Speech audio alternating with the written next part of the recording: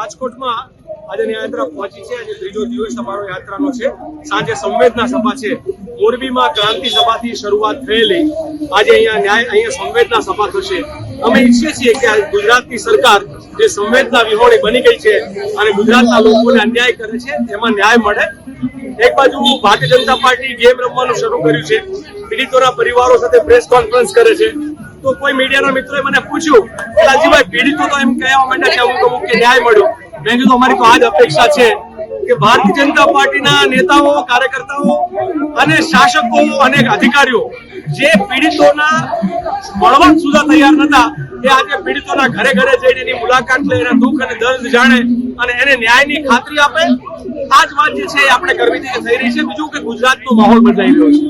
ગુજરાતનો માહોલ એ રીતે બદલાઈ રહ્યો છે કે હવે ગુજરાતની જનતા ભારતીય જનતા પાર્ટીના પાપનો ઘડો તમે જોયો છે જે ભરાઈ ચૂક્યો છે। આ પાપનો ઘડો ભરાઈ ગયો છે, જે ગાંધીનગર જઈને પહોંચશું।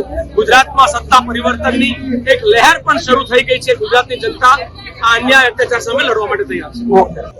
મારું નામ મનોજસિંહ જાડેજા, ન્યાય યાત્રામાં જોડાણા છે।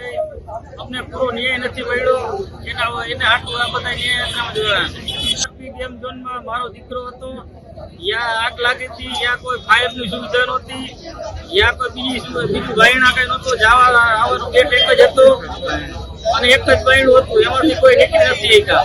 અને અહીંયા દારૂનો જથ્થો હતો, અહીંયા બિયરનો જથ્થો હતો, પેટ્રોલ ડીઝલ હતું, એટલી વસ્તુ હતી। એમાં આ ભ્રષ્ટ ભાજપના નેતા પર એમાં ભ્રષ્ટાચાર કરે, રૂપિયા લાય અધિકારથી માંડી અને નેતા લગી બધા રૂપિયા જ પોકતા, એના હિસાબે જ આ બધું હાલતું।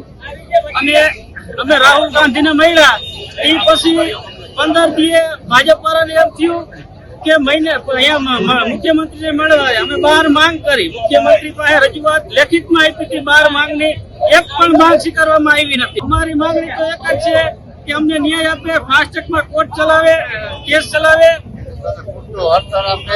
અમને પૂરેપૂરો ન્યાય આપે। મારું નામ જગદીશભાઈ કલાભાઈ પરમાર, મોરબી। અમે અમારા મોરબી જુલતાપુરના મૃતક પરિવાર હવે 2 વર્ષ પૂરા થવા આવ્યા છે, એમાં 2 મહિના ઓછા છે અને હજી સુધી અમને પણ ન્યાય મળ્યો નથી। અને અમને ન્યાય માટે આજે કોંગ્રેસની સાથે અમે ન્યાય યાત્રા કરી રહ્યા છીએ અને અમને ન્યાય પૂરેપૂરો મળે, અમને સાથ સહકાર પૂરેપૂરો મળે, એટલા માટે અમે દરેક મૃતક પરિવાર પોતાના હક માટે અમે લડી રહ્યા છીએ।